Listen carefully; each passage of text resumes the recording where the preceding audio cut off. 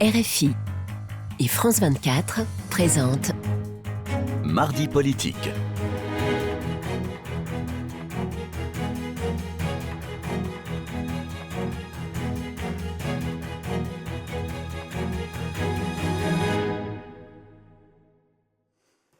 Bonsoir et bienvenue dans cette nouvelle édition de Mardi politique sur France 24 et RFI. Et ce soir, c'est Cyrielle Chatelain qui est avec nous, présidente du groupe écologiste à l'Assemblée nationale, membre de la commission de la défense nationale. Bonsoir Cyrielle Chatelain. Bonsoir. Et on va commencer évidemment par cette vague de chaleur qui submerge une bonne partie de l'Europe, des températures exceptionnellement élevées pour un mois de mai. Est-ce que vous pensez qu'aujourd'hui, l'urgence est d'abord à l'adaptation, c'est-à-dire aux mesures à prendre pour faire face à ces vagues de chaleur? Bien, tout l'enjeu avec la question climatique, c'est qu'il faut faire les deux en même temps. Étant donné qu'on n'a pas limité le réchauffement climatique, il faut aujourd'hui s'adapter à ses conséquences, c'est-à-dire aux vagues de chaleur comme aujourd'hui.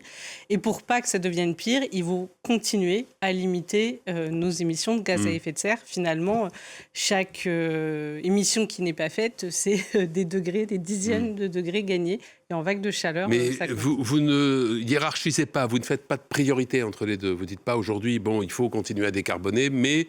il y a une priorité, une urgence, c'est l'adaptation. Alors, la bonne nouvelle, c'est qu'on peut faire les deux en même temps. Ouais. L'exemple typique, c'est les logements. Aujourd'hui, les logements qui sont mal isolés, c'est à la fois beaucoup d'émissions parce que globalement, on chauffe dehors, mais c'est aussi une manière de s'adapter. C'est-à-dire que si mon logement est mieux isolé, qu'on prend en compte à la fois l'isolation du confort d'hiver et du confort d'été, je vais mieux vivre dedans et en été et en hiver. Donc c'est typiquement une des actions qui permet d'atteindre les deux objectifs. Mieux s'adapter aux vagues de chaleur ou aux questions du froid et émettre moins d'émissions, enfin moins de carbone. Ce matin, nos confrères de France Info interrogeaient un météorologue qui s'appelle Gaël Musquet, qui est donc météorologue et spécialiste de l'anticipation des risques et catastrophes naturelles.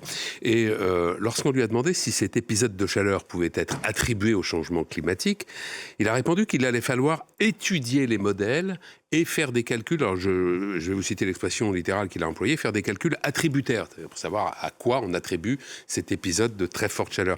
Ça signifie donc qu'à ce stade, il n'est pas certain qu'il y ait une corrélation entre le changement climatique et cet épisode de chaleur? Alors, les scientifiques, ils sont précis. Est-ce que cet épisode de chaleur est dû uniquement au réchauffement climatique? Je ne sais pas, je ne suis pas scientifique. Oui, mais l'hypothèse que ça ne soit pas le cas existe. Voilà, mais il y a toujours eu des vagues de chaleur. Par contre, ce qui est certain, et c'est ce que nous disent l'ensemble des scientifiques du GIEC, sur lequel il y a un consensus, c'est que ces vagues de chaleur-là, elles sont plus fréquentes. Plus précoces. Plus fréquentes, c'est-à-dire mais parce plus que là, tôt, en l'occurrence, c'est vrai que mois de plus mai, nombreuses. c'est... Ça, là, c'est très précoce. Plus nombreuses, c'est-à-dire qu'on va avoir plusieurs dans l'année, et les pics de température vont être plus élevés. Et ça, on le sait. C'est lié au réchauffement climatique, il n'y a aucun doute.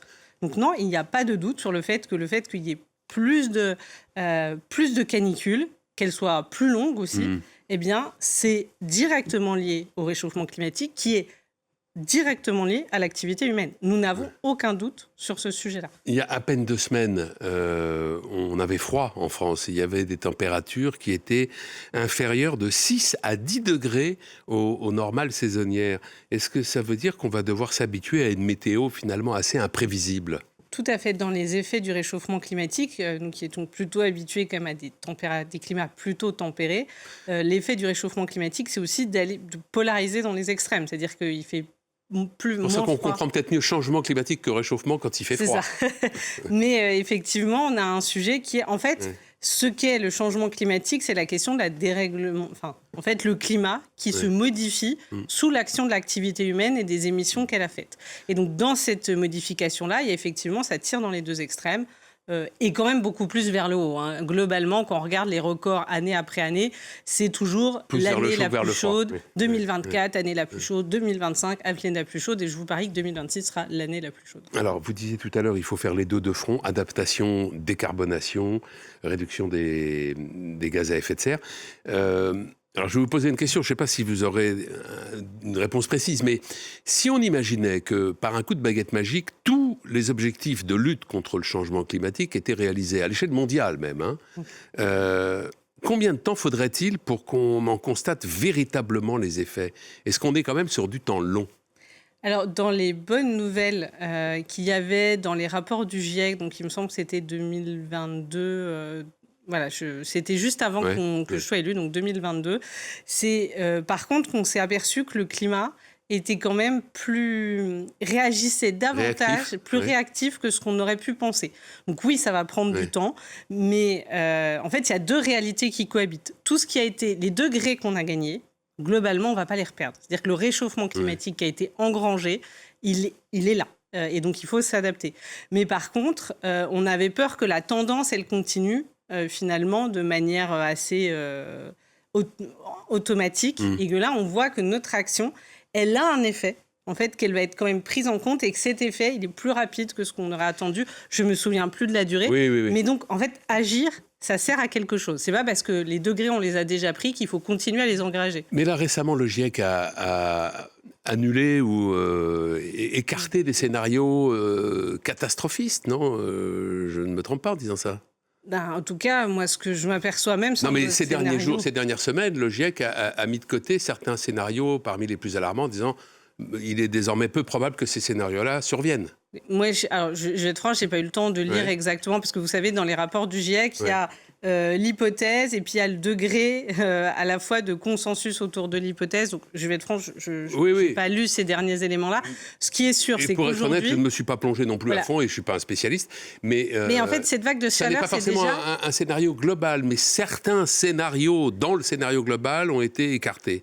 Non, mais probablement. Mais on est déjà dans des scénarios où aujourd'hui, avec cette vague de chaleur, il y a 7 morts. En fait, la chaleur aujourd'hui tue encore... de manière plus ou moins indirecte.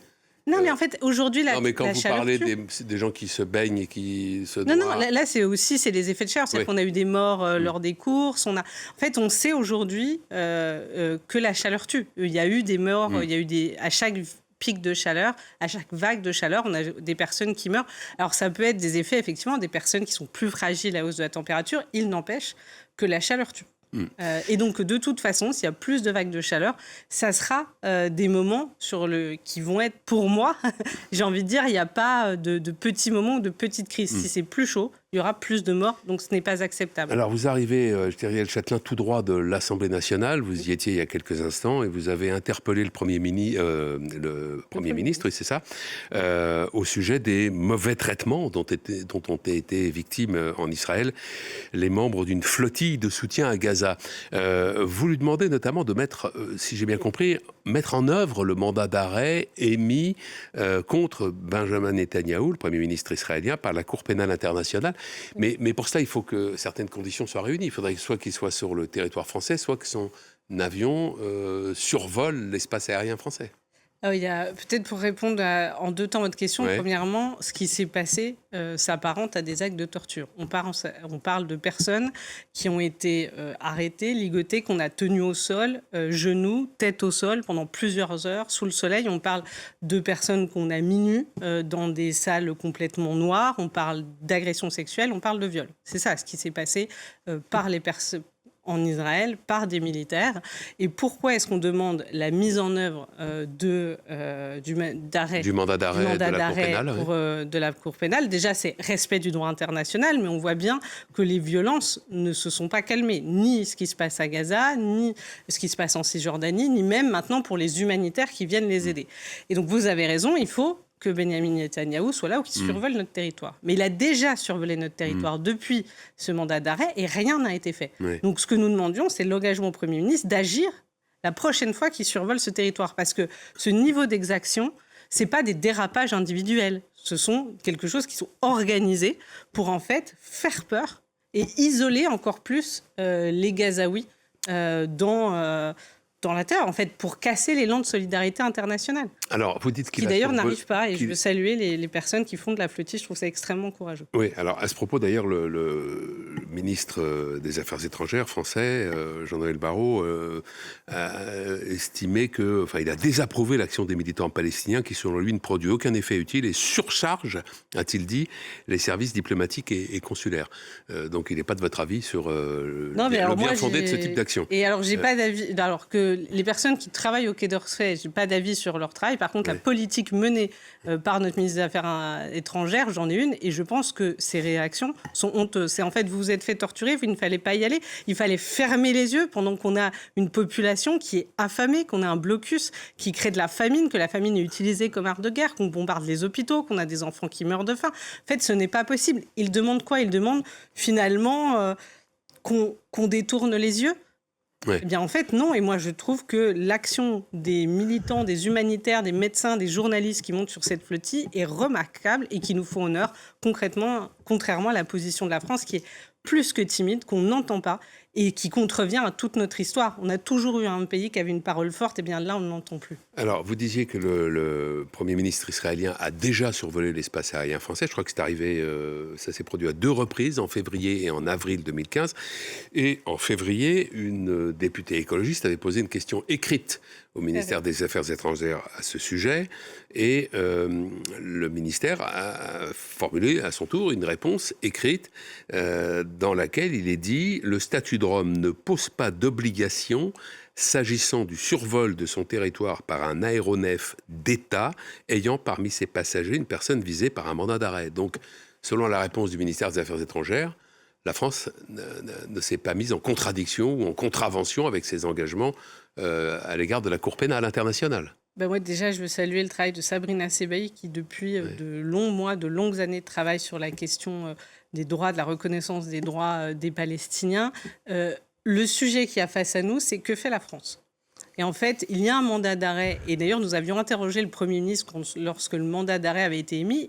Et très clairement, alors c'était un autre Premier ministre à l'époque, dans mon souvenir, c'est Barnier, qui nous avait dit globalement qu'il ne le mettrait pas en œuvre. Et en fait, ce n'est pas seulement parce que le traité de Rome ne donne pas d'obligation, c'est que la France ne considère qu'elle ne mettra pas en œuvre ce mandat d'arrêt. Et il y a d'autres manières. L'autre partie de la question, d'autres manières d'agir, c'était allez-vous demander à l'Union européenne de rompre finalement l'accord d'association, en tout cas de suspendre de manière temporaire l'accord d'association avec Israël. Nous n'avons pas de réponse. Alors, le Premier ministre vous a répondu aujourd'hui que sur ce point-là, ce serait l'Allemagne qui bloquerait. Oui, mais c'est intéressant dans sa réponse, c'est qu'il dit l'Allemagne bloque. Il ne dit pas la France le demande. Il dit certains pays le demandent, par exemple comme l'Espagne, et l'Allemagne bloque, comme si on était des commentateurs. Nous ne sommes pas des commentateurs, nous sommes des acteurs de la politique européenne. Quelle est la position de la France ? Quelle est la position du ministre des Affaires étrangères, du Premier ministre ? Justement, lors de ces débats, nous ne le savons pas. Et cette non-réponse indique qu'en fait, nous ne le demandons pas. D'un mot, puisqu'il faudrait qu'on parle un peu d'intelligence artificielle, mais le Premier ministre vous a aussi indiqué que le ministre des Affaires étrangères allait recevoir les avocats des Français concernés par les événements et que la France n'excluait pas d'éventuellement saisir la justice. Vous l'espérez ? Oui, je l'espère. D'autres pays se sont déjà tenus aux côtés de leurs ressortissants au regard des violences qu'ils ont subies. J'espère que la France se tiendra à côté de ses ressortissants. Alors, je voudrais qu'on parle un peu d'intelligence artificielle parce que vous êtes rapporteur de la commission d'enquête de l'Assemblée nationale sur, alors le titre est très long, mais je vais le donner complètement parce que numériques. Voilà, les dépendances structurelles et les vulnérabilités systémiques dans le secteur du numérique et les risques pour l'indépendance de la France. Le 13 mai dernier, vous avez auditionné Arthur Mensch, un jeune homme de 34 ans, cofondateur et directeur général de l'entreprise Mistral AI. Alors, les images de cette audition sont qu'on peut voir très facilement sur Internet, sont assez frappantes parce qu'en fait, on constate qu'il n'y a quasiment personne dans la salle pour cette audition.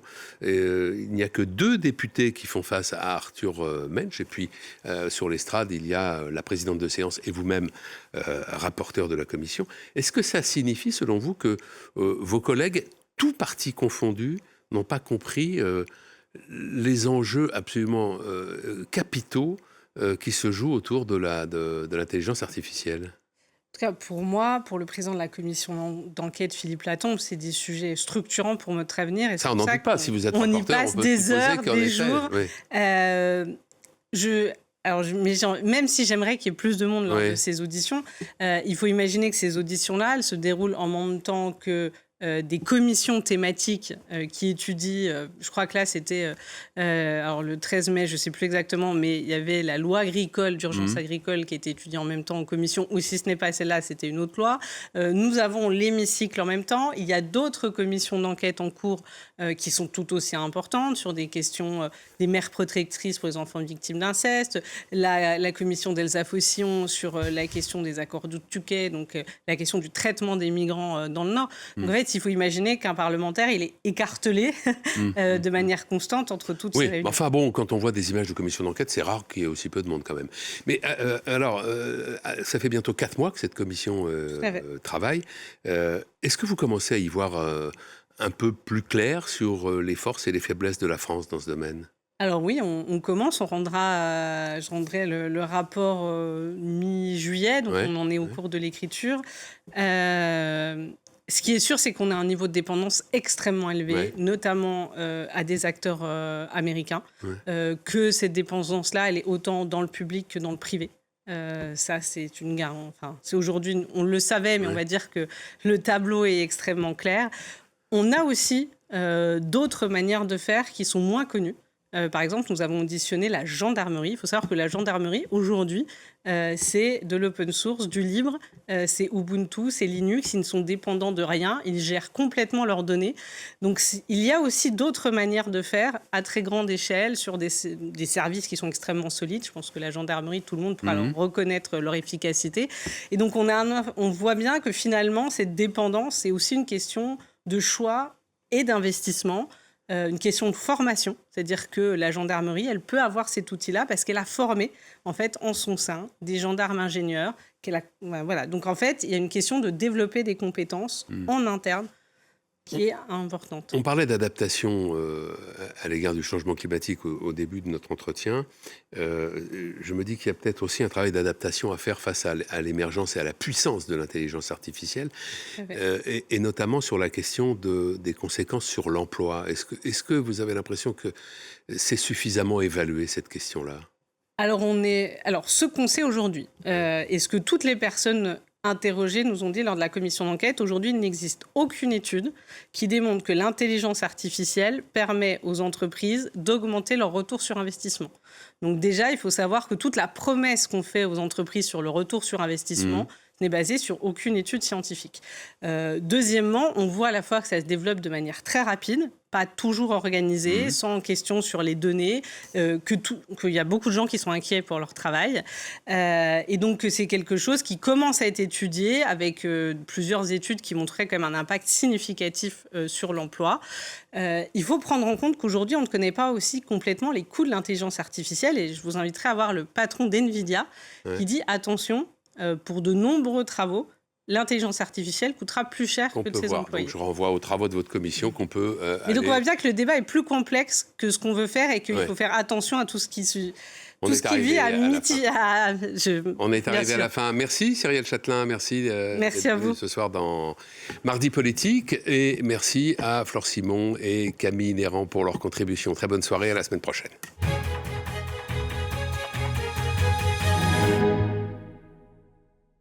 Bonsoir.